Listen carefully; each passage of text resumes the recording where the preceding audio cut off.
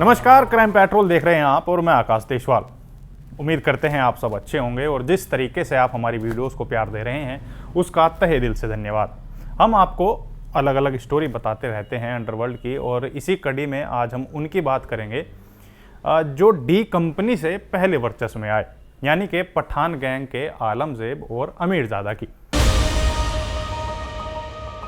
आलमजेब अमीरजादा का बचपन का दोस्त था। दोनों की दोस्ती के चर्चे पूरे अंडरवर्ल्ड में हुआ करते थे। कुछ तो इन्हें भाई भी बताते थे। दोनों के पिता की आपस में अच्छी दोस्ती थी, जो इनके बच्चे आलमजेब और अमीरजादा पठान तक चली। आलमजेब अपनी एक आदत से बड़ा मशहूर था कि वो इसने अगर किसी काम को ठान लिया तो वो उसे करके ही दम लेता है। पठान गैंग में इसके जितना दिलेर शायद ही कोई रहा हो।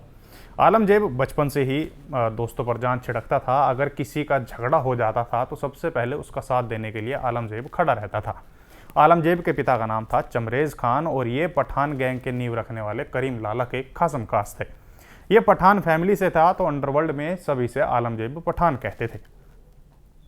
आलमजेब के पिता देश की आज़ादी से पहले अफगानिस्तान से मुंबई आए थे और अपना बिजनेस शुरू किया था। आलमजेब को मिलाकर ये 4 भाई थे। आलमजेब और अमीरजादा पठान ने एक साथ मिलकर कई बड़ी वारदातों को अंजाम दिया था, जिसकी बदौलत दोनों का नाम अंडरवर्ल्ड की दुनिया में तेजी से उछला। कहते हैं कि एक समय ऐसा भी था जब दोनों की दाऊद से खूब जमती थी, अच्छी दोस्ती थी, लेकिन कहते हैं ना कि अंडरवर्ल्ड में दोस्ती को दुश्मनी में बदलने देर नहीं लगती। और यहाँ भी ऐसा ही हुआ। जो कभी एक दूसरे के अच्छे दोस्त थे, देखते ही देखते एक दूसरे के जानी दुश्मन बन गए।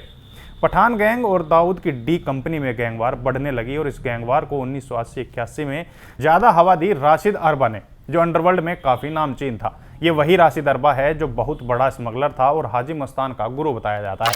ये दोनों भाई मिलकर राशिद को उसी के अड्डे से किडनैप कर लेते हैं। कहा जाता है कि इस घटना की खबर कभी राशिद ने पुलिस को नहीं बताई, इसलिए नहीं बताया जा सकता कि एग्जैक्ट कितनी रकम राशिद ने उन्हें दी थी। लेकिन कहते हैं कि राशिद ने अमीरजादा और आलमजेब दोनों भाइयों को थोड़ी रकम देने के बाद उनसे वादा किया था कि वो बाकी रकम छुटने के बाद देगा। लेकिन जैसे ही दोनों भाई राशिद को छोड़ते हैं, वैसे ही राशिद दाऊद भाइयों के पास चला जाता है। अब दाऊद भाइयों के पास फाइनेंसर था, पैसों की कमी नहीं थी, तो वो इसका पूरा फायदा उठाते हैं। और अब वो समय आ गया था जब आए दिन मुंबई में इन दोनों गैंग के लड़के एक दूसरे पर गोलियां चलाते थे। इन दोनों की गैंगवार को बढ़ाने में उस समय एक पत्रकार ने भी खूब सराहा, जिसका नाम था इकबाल नातिक। इकबाल नातिक उस समय एक अखबार का संचालक था और वो दाऊद और उसके लोगों के काम को आए दिन अपनी अखबार की सुर्खियों में अच्छा दिखाता था, जिससे लोगों के बीच दाऊद और उसकी गैंग को लेकर रॉबिन हुड वाली छवि बनी रहे। वहीं दूसरी तरफ पठान गैंग, खासकर आलमजेब और अमीरजादा पठान की छवि को लगातार खराब बताया करता था। अब इकबाल हर वो खबर अपने अखबार में प्राथमिकता से चलाता था जिससे इन दोनों की छवि खराब हो। इन्हीं सब खबरों के चलते इकबाल, आलमजेब, अमीरजादा, समद खान, इन सभी लोगों के रडार पर आ गया।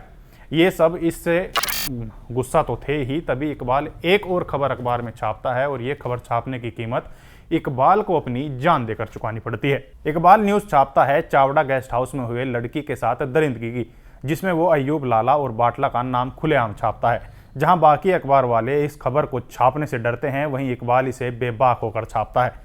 इस खबर के बाद पुलिस अय्यूब लाला और बाटला को गिरफ्तार कर जेल भेज देती है। इसके बाद जब दोनों बेल पर बाहर आते हैं तो सबसे पहले वो इकबाल की रेकी कर उसे मौत के घाट उतार देते हैं। इकबाल की मौत का दाऊद को बड़ा झटका लगता है, जिससे दाऊद हर कीमत पर इन दोनों से इकबाल की मौत का बदला लेने की सोचता है।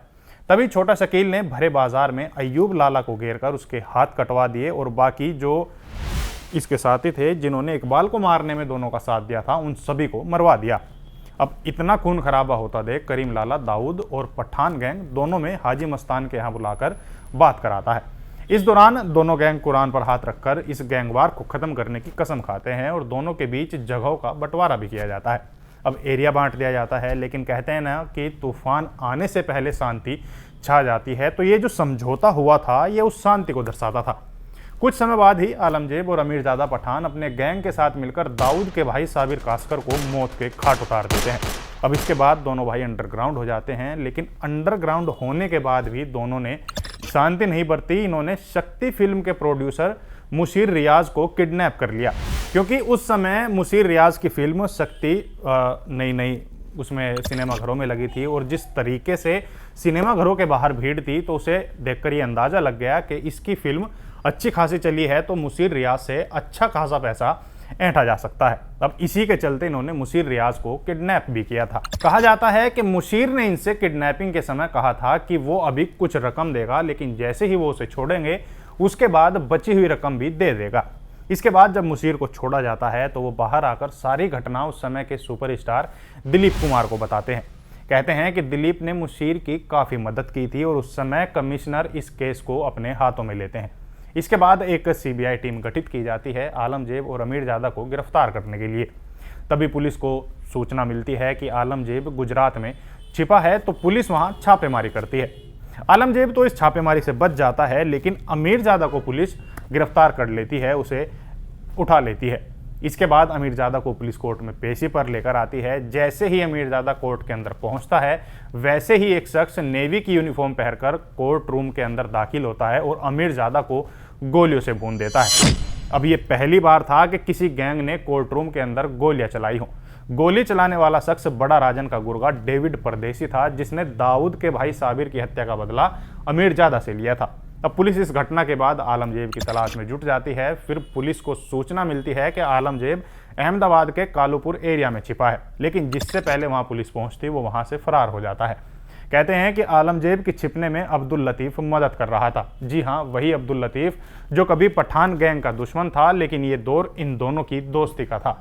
फिर 1985 में आलमजेब गुजरात के सूरत में एक बस्ती में रात गुजारने का प्लान बनाता है। उसे जहां रुकना था वो 2nd फ्लोर था, लेकिन जब वो वहां रुकने जाता है तो मोहल्ले के लोग समझते हैं कि यहाँ कुछ गलत होने वाला है और वो इसकी शिकायत पुलिस में कर देते हैं।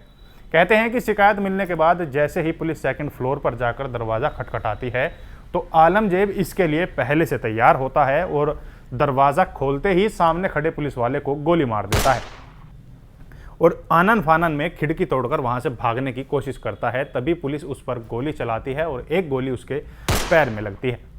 जब आलमजेब भागने की कोशिश कर रहा था तो उसकी गन नीचे गिर जाती है, लेकिन ये बात पुलिस वालों को नहीं पता था। वो सोचते हैं कि आलमजेब जिससे पहले हम पर गोली चलाए तो क्यों ना इसको मार दिया जाए।